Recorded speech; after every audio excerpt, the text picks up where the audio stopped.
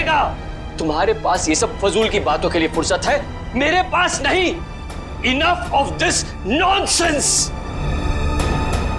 रुकिए तो, वो आएगा, वो जरूर आएगा।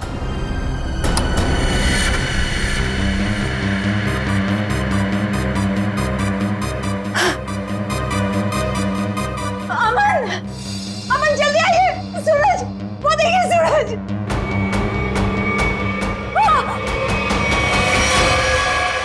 सूरज, अमन, अमन, अमन, जल्दी आइए, जल्दी आइए।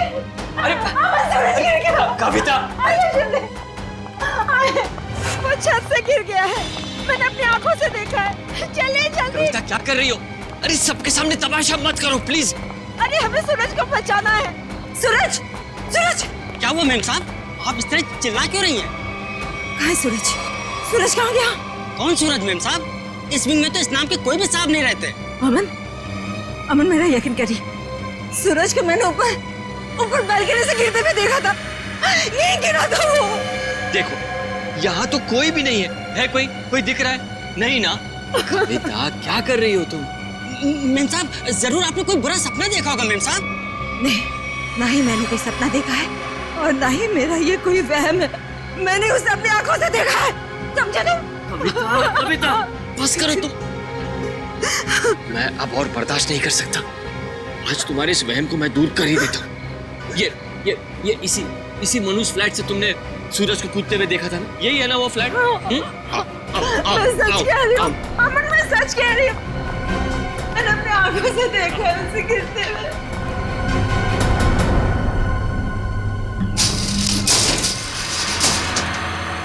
ये लो, अपनी आंखों से देख लो, यहाँ ताला लगा हुआ है। कविता, मैंने तुमसे कहा ना कि ये फ्लैट 1 साल से बंद पड़ा हुआ है। मैम साहब बिल्कुल ठीक कह रहे हैं, ये घर पिछले 1 साल से बंद ही पड़ा हुआ है। नहीं, ये तुम सबकी चाल है। मेरे साथ ऐसा घिनौना मजाक करके तुम लोग मुझे गलत साबित करना चाहते हो। कविता, मैं तुम्हारा पति हूँ, इतना प्यार करता हूँ मैं तुमसे। क्या मैं तुम्हारे साथ ऐसा करूँगा? हाँ? इसका पता तो अब सीआईडी लगाएगी। तुम भी ना कविता, हद करती हो बस। हमारी किसी की बात तुम्हारे समझ में नहीं आती। अब सीआईडी को बुलाने की क्या जरूरत थी? कविता जी आप हैं? जी मैं हूँ। आप ही ने हमें फोन करके बुलाया? मैंने किया था आप लोगों को फोन। तो बताइए क्या हुआ यहाँ पर? मैं आपको बताता हूँ सर। कविता आप क्या कौन है? मैं अमन, कविता का पति और सूरज का फैमिली लॉयर। सूरज, वही जिसने छलांग लगाकर खुदकुशी की? हाँ वही। कविता जी मैं कह रहा हूँ आपसे, ये फ्लैट पिछले 1 साल से खुला नहीं है। हम आप सीआईडी का वक्त बर्बाद करेंगे। वैसे आप कौन है? मैं इस सोसाइटी का सेक्रेटरी। सोसाइटी के सेक्रेटरी है? तो फिर सेक्रेटरी साहब, अगर कविता जी ने किसी को छलांग लगाकर खुदकुशी करते हुए देखा है तो उसकी तहकीकात करना हमारा फर्ज है, समझे आप? अब हमारा वक्त बर्बाद करने की चिंता मत कीजिए। फ्लैट कहाँ है बताइए? जी ये चाबी है आपके पास? जी। तो खोलिए। कविता जी आप देख सकते हैं यहाँ सारा सामान ढका हुआ है, कोई यहाँ कैसे आएगा? यहाँ की साफ सफाई तक नहीं हुई है। सेक्रेटरी साहब, आप थोड़ी देर के लिए अपना मुंह बंद रखेंगे और सीआईडी को अपना काम करने दीजिए, ठीक है? जैसा आप ठीक समझे। हाँ तो कविता ये बताइए, कल रात को आपने सूरज को कहाँ पर देखा? जी वहाँ उस बालकनी में। बालकनी?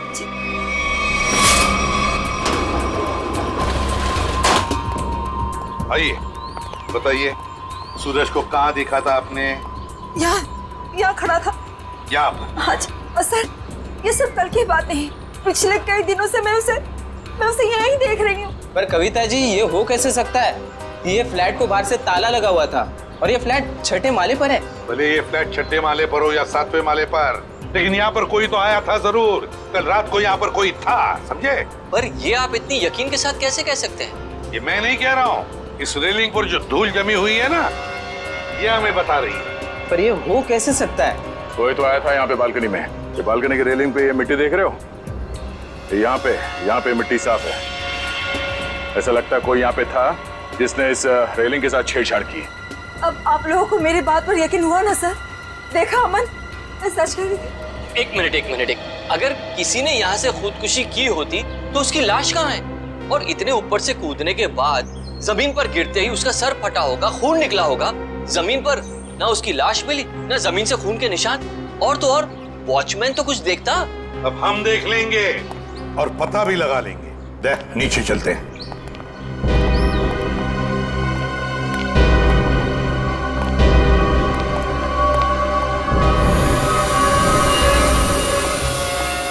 आशय, कोई खून के निशान दिख रहे क्या?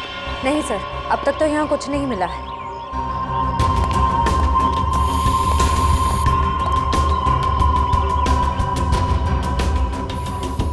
वॉचमैन, कल रात ड्यूटी पर थे ना तुम? साहब नहीं था। तो फिर तुमने देखा कैसे नहीं किसी को ऊपर से गिरते हुए? साहब रात में मैं ही यहाँ पे बैठा हुआ था। ये मेम साहब अचानक यहाँ आई और बोलने लगी कि सूरज ऊपर से कूद गया। अच्छा एक बात बताओ, कल कोई अनजान आदमी आया था कल रात को यहाँ इस विंग में? नहीं साहब, इस विंग में जो लोग रहते हैं वही लोग आए थे साहब। आप चाहें तो मैं आपको रजिस्टर भी दिखा सकता हूँ साहब। सर, हाँ?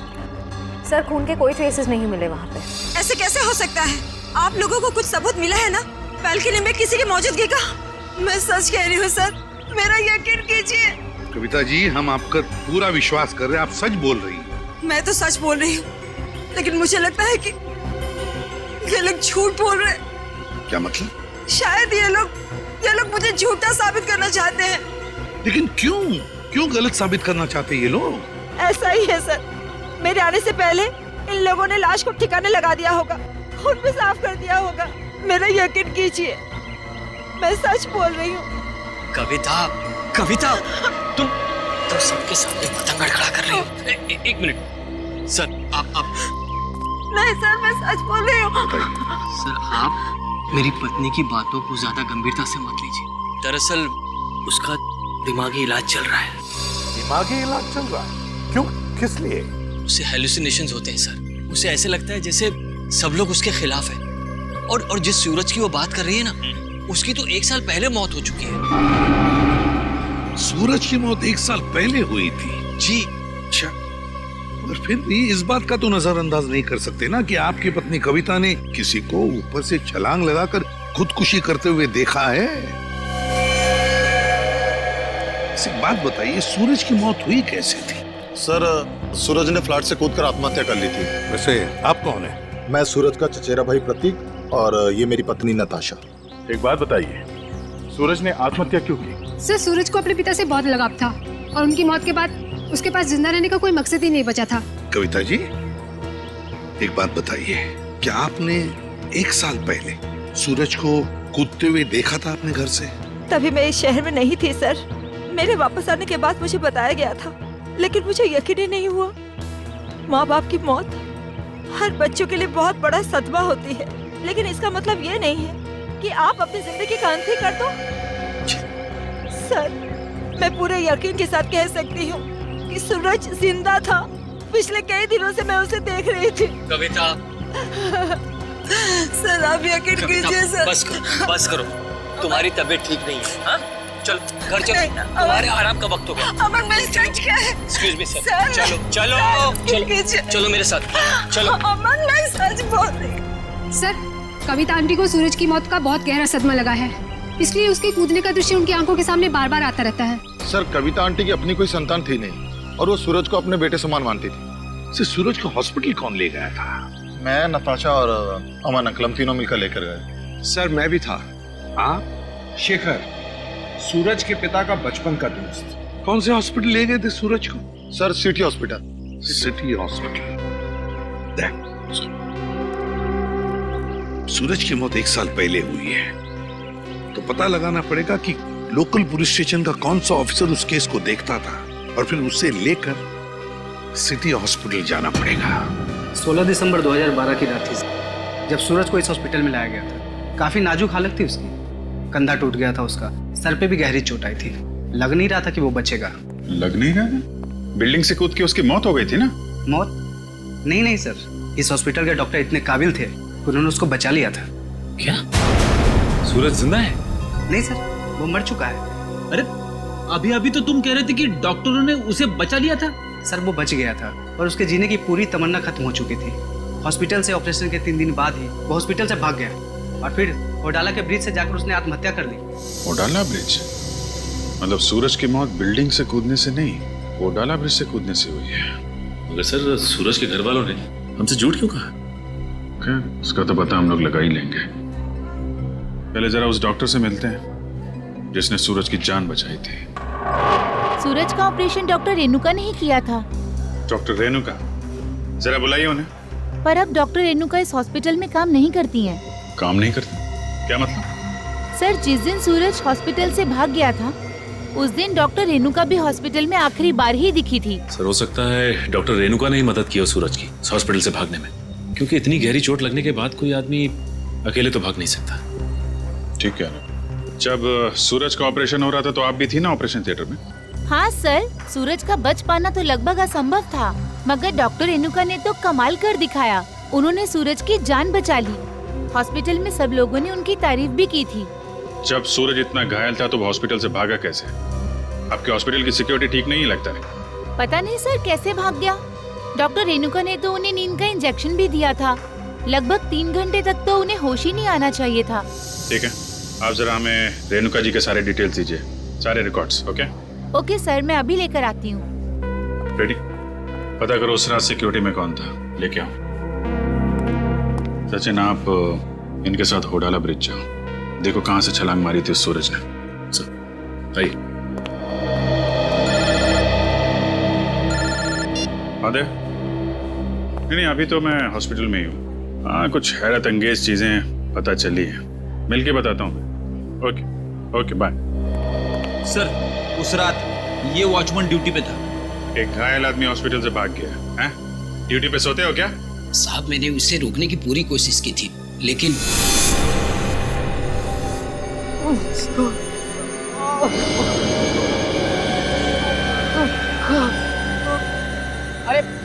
अरे साहब, आप कहाँ जा रहे हैं? अपने काम से काम रख। ऐसे मैं आपको नहीं जाने दे सकता साहब। मेरे बीच में हट जा वरना फिर जान ले लूंगा। पर साहब ये कहाँ से उठाया आपने? नहीं, मैं आपको नहीं जाने दे सकता। ये देखिए साहब, उस चोट का निशान आज तक है। सूरज ने होडाला ब्रिज से कूद के आत्महत्या की और ये बात उसके घर वालों ने हमसे छुपाई है। कोई तो ऐसा राज है जिस पर वो लोग पर्दा डालने की कोशिश कर रहे हैं। क्या?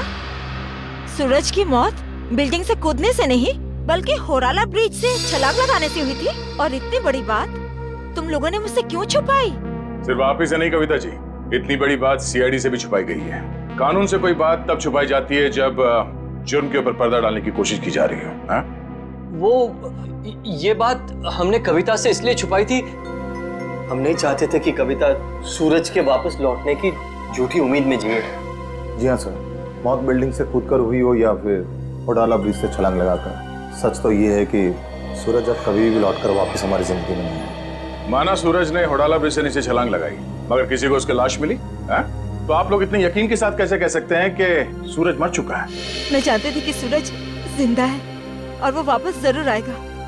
हे भगवान, तेरा लाख लाख शुक्र है, वो वापस आएगा। इसीलिए हमने ये बात कविता से छुपाई, क्योंकि हम नहीं चाहते थे कि ये सूरज की वापसी की झूठी आस में बंधी रहे। अब आपने इसे सब कुछ सच सच बताकर इस बेचारे की बची कुची जिंदगी में भी जहर घोल दिया। तुम मेरे पति नहीं हो, दुश्मन है दुश्मन। तुमसे मेरी खुशी देखी नहीं जाती, मेरा सुख तुमसे बर्दाश्त नहीं होता। बोलो, ये छुपाया था मुझसे।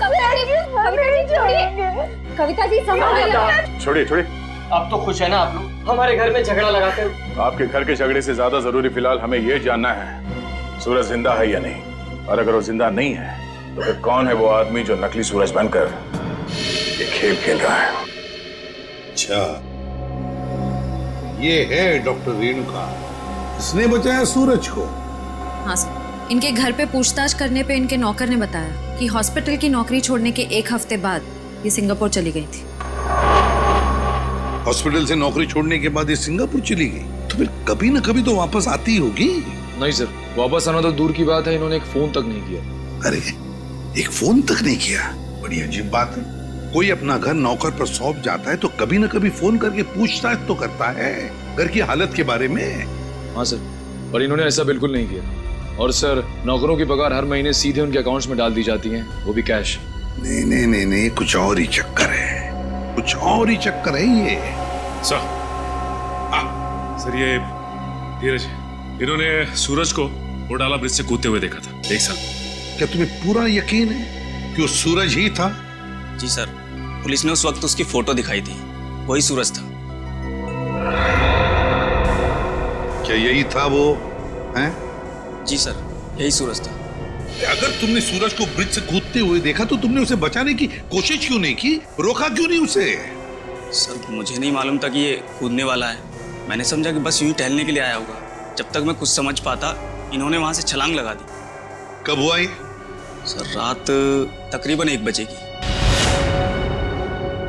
रात के 1 बजे? तो क्या मैं पूछ सकता हूँ कि रात के 1 बजे आप वहां क्या कर रहे थे घोटाला ब्रिज पर? सर वो क्या है ना कि मैं एक लेखक हूँ। जब कभी कहानी लिखते लिखते अटक जाता हूँ तो वहाँ टहलने के लिए निकल पड़ता हूँ, इस उम्मीद से कि शायद कोई नई प्रेरणा मिल जाए। लेकिन जब से ये हादसा हुआ है ना सर, मैंने उस ब्रिज पे जाना बंद कर दिया है। वैसे आप लिखते क्या है? सर मैं उपन्यास लिखता हूँ, नोवेल्स। ठीक है धीरज, थैंक यू वेरी मच। तुम जा सकते हो। अगर जरूरत पड़े तो हम तुम्हें फिर से बुला लेंगे। सर ये घोटाला ब्रिज के नीचे के पानी का बहाव बहुत तेज है सर। अगर कोई भी आदमी ऊपर से नीचे गिरता है तो उसका बचना अब नामुमकिन है सर। और तो और सर, पुलिस वालों ने उस जगह की अच्छी तरीके से छानबीन करवाई थी गोताखोरों से, लेकिन सूरज की लाश नहीं मिली थी सर। हो सकता है कि तेज बहाव की वजह से वो सूरज को ढूंढ नहीं पाए होंगे, या फिर किसी न किसी वजह से सूरज डूबने से बच गया। सर अगर ये सूरज बच गया है तो सिर्फ कविता जी को क्यों दिखाई देता है? अमन जी या बाकी लोगों को क्यों नहीं? वही तो, अगर ये बच गए तो सिर्फ कविता को ही कैसे दिखता है, और किसी को क्यों नहीं दिखता? नहीं नहीं नहीं नहीं नहीं नहीं, कुछ ना कुछ तो गड़बड़ जरूर है, क्योंकि अगर ये बच गया तो सबके सामने क्यों नहीं आता है? सर शायद ये कविता जी का कोई वहम है। नहीं नहीं नहीं निखिल, ये कोई वहम नहीं है, कोई वहम नहीं है। अगर ये कविता जी का वहम होता तो वे सूरज की घर की बालकनी के रेलिंग पर जो धूल जमा हुई थी उसमें से इतना सा हिस्सा ही साफ कैसे मिला हमको? इतना सा हिस्सा साफ कैसे मिला? उसका एक ही मतलब है कि कोई ना कोई तो था सूरज के घर में, कोई ना कोई तो गया था सूरज के घर में जिसे कविता ने देख लिया।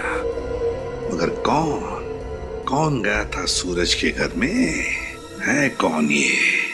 इसका पता तो लगाना ही पड़ेगा।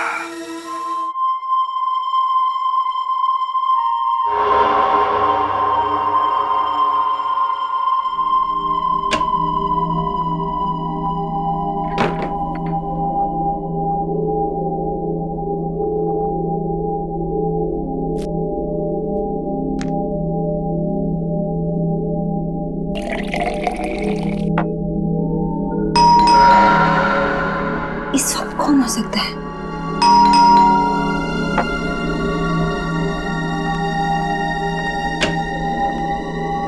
कौन है?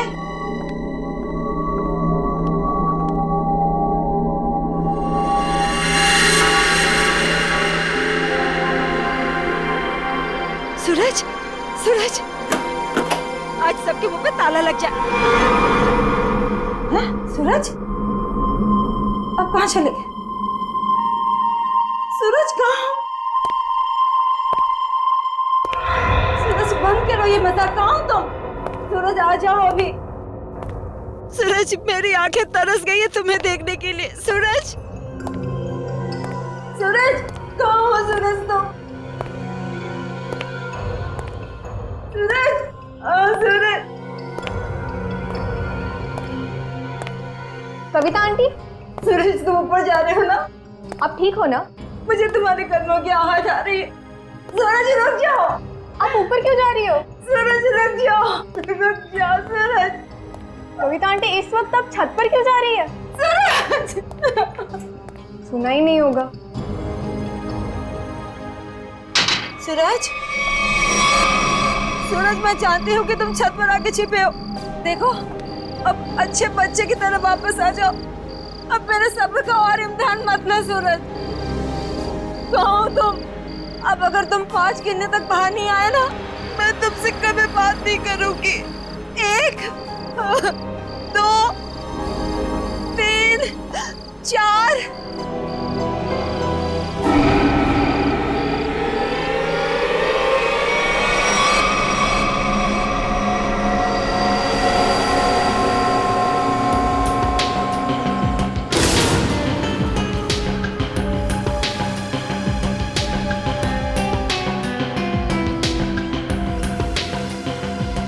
तुम इस विंग के वॉचमैन हो ना?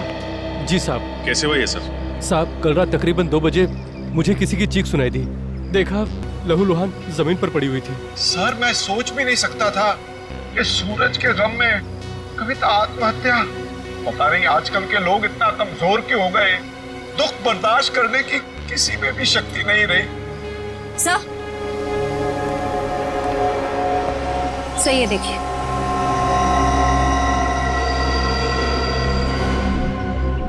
ये बात है। शेखर जी, कविता ने आत्महत्या नहीं की है। क्या बोल रहे हैं आप? इनके हाथों में बहुत सारी खरोंचे हैं, चूड़ियां टूटी हुई हैं। ऐसा लगता है कि उसकी किसी से हाथापाई हुई है। शायद खूनी ने छत पे से धक्का दिया इनको। वैसे ये बताइए कि आप में से किसी ने भी कविता जी को छत पे जाते देखा क्या?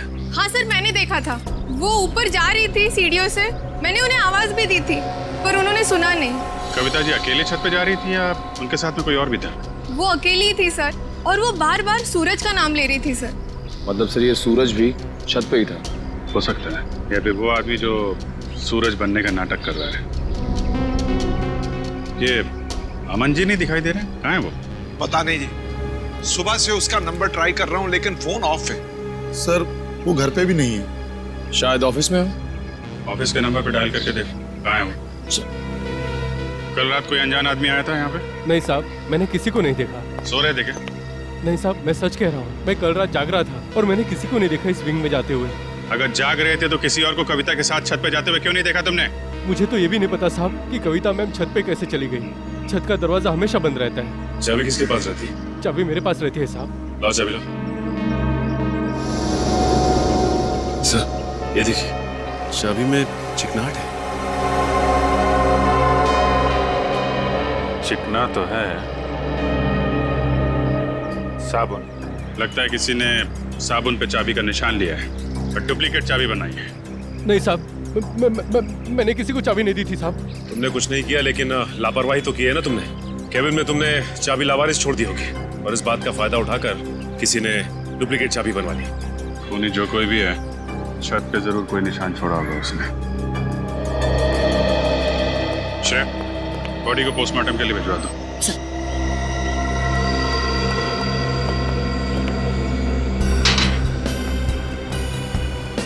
यहां से गिरी है।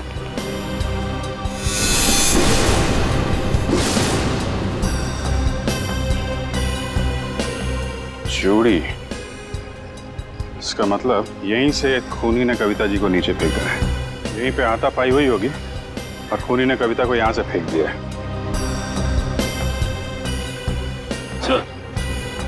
ये देखिए जूते के निशान, जरा नाप के देखो। इसका मतलब खूनी 10 या 11 नंबर के जूते पहनता होगा। लेकिन सर ये भी तो हो सकता है कि ये जूता खूनी का ना हो और किसी ऐसे आदमी का हो जो इस बिल्डिंग में रह रहा हो। सचिन वॉचमैन बता रहा था ना, दरवाजे पे ताला लगा रहता है और उस चाबी पे भी साबुन लगा हुआ है। इसका मतलब खूनी ने डुप्लीकेट चाबी बनाई है। ये निशान खूनी का ही होगा।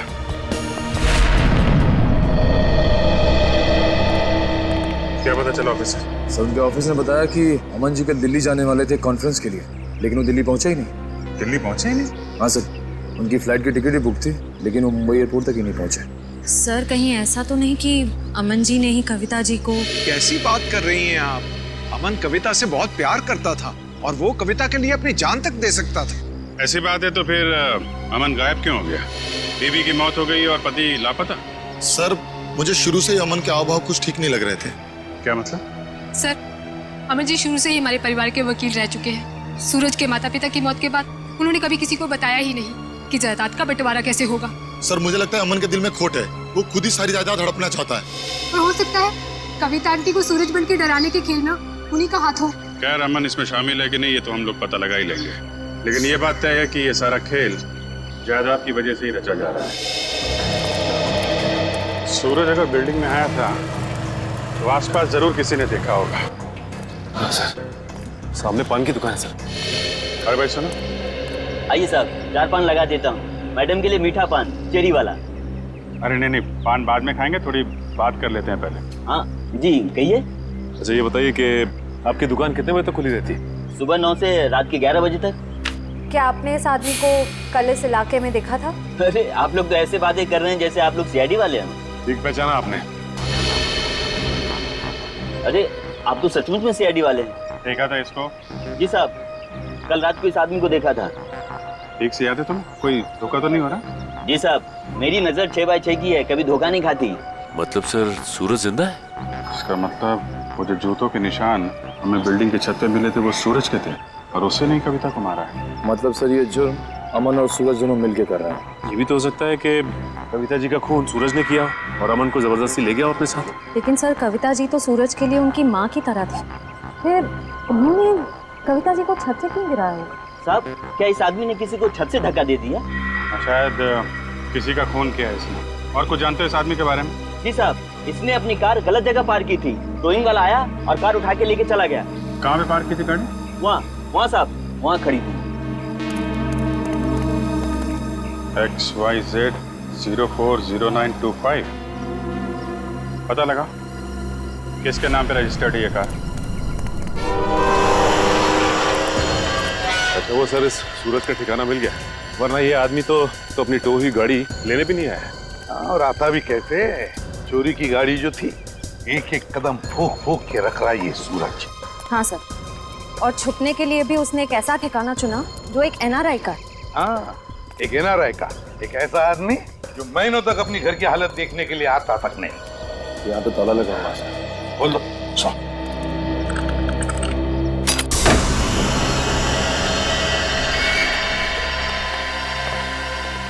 इस कमरे में से तो बहुत बुरी तरह से बदबू आ रही है। ऐसा लगता है जैसे कोई लाश है। कोई लाश ही सड़ी है इस घर में। ढूंढो, देखो कहाँ पर है वो लाश।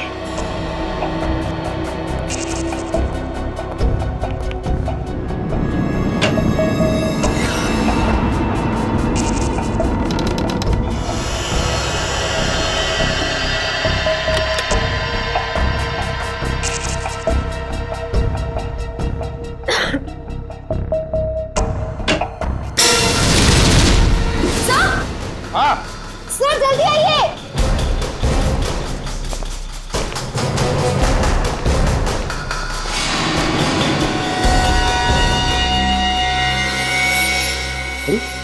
तो रेणु कहाँ है? यही है ना वो डॉक्टर जिसने सूरज पर इलाज किया था? हाँ सर, ये रेणुका ही है।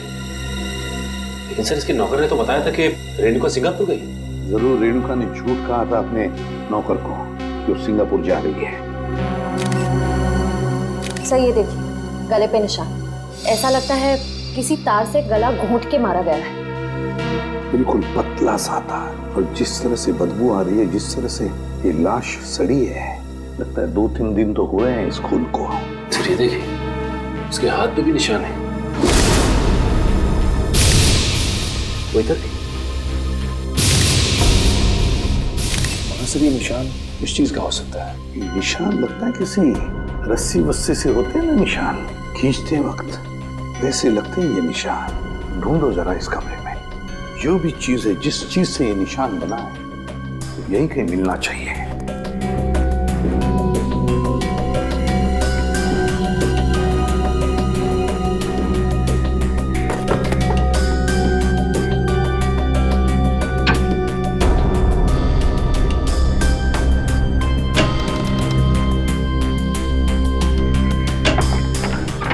माय गॉड, सचिन ये देखो क्या है यहाँ पर कबर्ड में।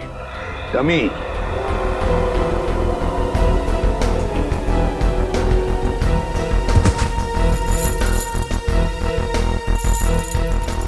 कैरबिनेट और रस्सी भी। सचिन, लगता है रेणुका के हाथ पर जो निशान है ना, शायद इस रस्सी की वजह से ही है, खींचते हुए। ये देखो ऐसे। हाँ सर, लेकिन सर ये सारी की सारी चीजें इस घर में क्या कर रही हैं? क्योंकि ये सब चीजें तो शूटिंग में इस्तेमाल की जाती है, हार्नेस बांधने के लिए। याद है सचिन, सूरज के घर की बालकनी की रेलिंग पर बहुत सारी धूल जमी हुई थी, लेकिन एक जगह पर इतना सा हिस्सा साफ था। जरूर इस रस्सी की वजह से ही होगी वो जगह साफ। मतलब सर ये सूरज का बालकनी से कूदना कविता जी का वहम नहीं था, बल्कि रेणुका और सूरज दोनों की मिलीजुली साजिश थी। बिल्कुल सचिन, ऐसा ही होगा। हुआ ये कि सूरज जब अपने घर में आया तो कविता ने उसे सामने से देख लिया। फिर सूरज और रेणुका ने मिलकर इस डमी को अपने बालकनी से नीचे फेंक दिया। तब कविता को शायद ऐसे लगा कि सूरज अपनी बालकनी से कूद पड़ा, तो वो अपने पति के साथ नीचे दौड़ कर आई और यहाँ सूरज और रेणुका इस डमी को ऊपर खींचने लगी इस रस्सी से, और इसीलिए खींचने की कोशिश में रस्सी के जख्म के निशान रेणुका के दोनों हाथों पर आ गए। मगर सर, ये सारा का सारा प्लान रेणुका और सूरज का था। एक बात समझ में नहीं आई, ऐसी क्या मजबूरी आई सूरज के सामने कि उसे रेणुका को मारना पड़ा? शायद रेणुका सूरज को ब्लैकमेल कर रही थी। Double game. काम करो, इस रेणुका के सारे फोन रिकॉर्ड्स चेक करो, सारे फोन रिकॉर्ड्स, और साथ में ये भी पता लगाओ कि ये डमी, ये कैरेबिनेर और ये रस्सी कहां से खरीदे गए थे। पता चलेगा इस पूरे प्लान के पीछे किसका हाथ है, किसका दिमाग है। सर, हाँ सर, आपने ठीक कहा था सर। वाकई में रेणुका के कॉल रिकॉर्ड से दूध का दूध और पानी का पानी हो गया सर। क्या पता चला फोन रिकॉर्ड से? ये देखिए सर, पिछले 1 साल में रेणुका को सबसे ज्यादा कॉल इस नंबर से आया सर, और ये नंबर अमन जी का है। हाँ, सबसे ज्यादा फोन अमन से आए हैं। तो क्या अमन हमसे झूठ बोल रहा है? कहीं अमन भी तो मिला नहीं इसमें? हो सकता है सर, हो सकता है कि अपनी बीवी की मानसिक स्थिति का फायदा उठाया उसने और ये सारा ड्रामा रचा सूरज का, ताकि वो अकेले उसकी प्रॉपर्टी का हकदार बन जाए। सर, एक बात मेरी समझ में नहीं आ रही है, वो सूरज जिसे उस पान वाले ने देखा था, वो असली सूरज था या नकली? वो असली भी हो सकता है श्रेया। भले ही सूरज ने होडाला ब्रिज से छलांग लगाई, मगर उसकी लाश कहाँ मिली है किसी को? अब तक किसी को भी उसकी लाश नहीं मिली है। लेकिन सर, सूरज को तो काफी लगाव था कविता जी से, तो वो ऐसी हरकत क्यों करेगा? कहीं ऐसा तो नहीं कि ये सूरज नकली है? आद्या, क्या? Great work Sachin. पता चल गया उस दुकान का जहां से वो डमी खरीदा गया था। अब पता चलेगा कि असली सूरज कौन था और नकली सूरज कौन। सर, हीरोइन की वीक्स तो मैं आपको 20 तरह की भिजवा सकता हूँ सर। आप सुनिए तो सर, पर आपकी एक्ट्रेस इतनी सनकी है, उसे एक भी वीक पसंद नहीं आता सर। हाँ ठीक है, भिजवा तो दूंगा, पर हाँ हर वीक का 1500 रुपया लगेगा डिपॉजिट के तौर पर। मंजूर है? Okay sir. क्या भाई साहब, मेरे लायक भी कोई विग है क्या? क्यों नहीं सर, 1 मिनट। हाँ सर, आपकी पर्सनैलिटी को देख के ये विग जचेगा सर।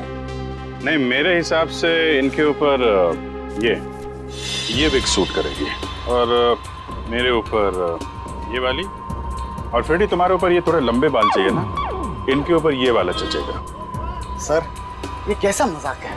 मजाक नहीं, हम लोग सीआईडी से हैं। सीआईडी? जी हाँ। कौन आया था इनमें से आपके पास? नहीं सर, कोई नहीं आया था सर। ध्यान से देखो, हो सकता है इनमें से कोई आदमी ये डमी लेने आया हो। हाँ सर, ये डमी तो वो आदमी किराए पर लेकर गया था सर, और वापस आ ही नहीं सर। कौन था वो आदमी? सर 1 मिनट, मैं देख के बताता हूँ। अब मिल गया, धीरज नाम था उसका सर। सर, उस आदमी का नाम भी तो धीरज था ना, जिसने सूरज को ब्रिज से कूदते हुए देखा था। अच्छा भाई साहब, ये उस आदमी के चेहरे पे कोई कटा हुआ निशान था क्या? हाँ सर, ऐसा ही कटा हुआ निशान था सर। तो ये धीरज भी शामिल है इस षड्यंत्र में, अमन और रेणुका के साथ। रेडी? पता लगाओ इस धीरज का मोबाइल इस वक्त कहाँ पे है। अरे वो पिक्चर देखी है मैंने यार, बहुत घटिया है। अरे क्या बात कर रहा है यार, वो पिक्चर इतनी घटिया कैसे हो सकती है भाई? उसका डायरेक्टर जाना माना है, और गाने जबरदस्त, एकदम जबरदस्त हैं। कानून के गाने भी बहुत जबरदस्त होते हैं। कानून के गाने? आप लोग, अरे अभी गाना शुरू नहीं किया, कहाँ जा रहे हो? अरे सुनो तो। अरे अब सीधे सीधे बता। बताता हूँ। सूरज के ब्रिज से गिरने की मैंने मनगढ़ंत कहानी सुनाई थी। क्यों बनाई थी? क्योंकि मुझे इस काम के लिए 1 लाख रुपए दिए गए थे। 1 लाख रुपए?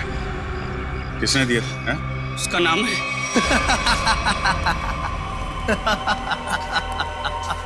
क्यों किया तुमने कविता के साथ ये सब? और मुझे यहाँ इस तरह बांध कर तुम्हें क्या मिलेगा? सुकून, ढेर सारा सुकून। ठीक उसी तरह जिस तरह मौत की दुनिया से निकलकर जिंदा लोगों की दुनिया में आकर मिलता है, वो सुकून। बकवास बंद करो। ना तुम कभी मरे थे और ना ही तुम सूरज हो। बहरूपिये हो तुम, बहरूपिये। अरे बाप रे, तुम्हें तो सब पता है। क्या है ना कि इतनी बातें जानना तुम्हारी सेहत के लिए ठीक नहीं है। तो मैं सोच रहा हूं कि तुम्हारी सारी तकलीफें मैं दूर कर ही देता हूं। ये क्या कर रहे हो तुम? इतनी बातें जानना तुम्हारी सेहत के लिए ठीक नहीं है। तो मैं सोच रहा हूं कि तुम्हारी सारी तकलीफें मैं दूर कर ही देता हूं। ये क्या कर रहे हो तुम? रुक जाओ जतिन। इसकी टिकट काटने से पहले इसे देख लेने दो कि ये सारा खेल किसका रचा हुआ है। तुम? हाँ, मैं कभी सोच भी नहीं सकता था कि इस सब के पीछे तुम हो। तुम्हारे सोचने की शक्ति वैसे भी कभी कुछ खास रही नहीं, और अब अपने जीवन के आखिरी पलों में अपने दिमाग पर जोर डालना बंद करो। हम ही सब कुछ आपको बता देते हैं। क्यों जतिन? क्या है ना कि तुम्हारे मरने के बाद मैं कोर्ट जाऊंगा, सूरज बनकर सरकारी कागजों पर दस्तखत करूंगा। फिर क्या है, सारी जायदाद हमारी। क्यों बॉस? अरे तुम लोगों को प्रॉपर्टी चाहिए थी तो मुझसे पहले ही कह देते। कविता की जान लेने की क्या जरूरत थी? बहुत अफसोस है कविता की मौत का। जतिन, चलो अब देर मत करो, इसे भी भेज दो कविता के पास, भेज दो। Yes boss.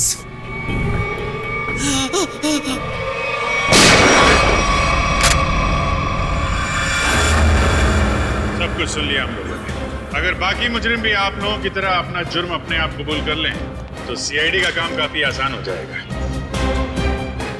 क्यों शेखर जी, आपका क्या कहना है? अरे रे रे रे रे, इतने भयानक मुजरिम को इतने आसानी से नहीं भागने देंगे हम लोग। क्यों किया ये सब? सूरज को उसके पिता से बहुत लगाव था और उसकी मौत के बाद उसके जीवन में कोई रुचि नहीं रह गई थी। उसके दिमाग में आत्महत्या करने के ख्याल पनपने लगे। इसलिए तुमने सोचा कि सूरज को तो प्रॉपर्टी में कोई इंटरेस्ट है नहीं, तो क्यों ना बहती गंगा में हाथ धो लिया जाए, उसकी प्रॉपर्टी हथिया ली जाए। हाँ, इसीलिए जब पहली बार सूरज ने बिल्डिंग से कूदकर आत्महत्या करने की कोशिश की तो तुरंत मैं उसे हॉस्पिटल लेकर गया ताकि किसी तरह से भी उसकी जान बच जाए, और वो अपनी सारी दौलत मेरे नाम कर दे। और जैसे ही रेणुका को पता चला कि करोड़ों रुपए तुम्हारे हाथ लग गए तो उसने अपना हिस्सा मांगना शुरू कर दिया तुमसे। हाँ, लेकिन गड़बड़ तब हुई जब वो दोबारा हॉस्पिटल से भाग गया। मैंने और रेणुका ने बहुत ढूंढा उसे, और तब हमने देखा कि सूरज, सूरज नहीं, सूरज मेरा पीछा मत करो, मेरे पीछे मत आओ, मेरा मर जाना है, ठीक है? नहीं, मुझे दोबारा बचाने की कोशिश मत करो। नहीं सूरज, ऐसा बर्ताव मत करो। किसी एक आदमी के चले जाने से जिंदगी खत्म नहीं हो जाती। वो मेरे पापा थे। पापा, तुम लोग क्या समझोगे मेरे पापा के बारे में? नहीं सूरज, नहीं नहीं नहीं, मुझे छोड़ दो। मुझे अगर तुम दोनों में से किसी ने भी कूदने से रोका तो मैं अपनी जान ले लूंगा, मैं अपनी जान ले लूंगा, मैं अपना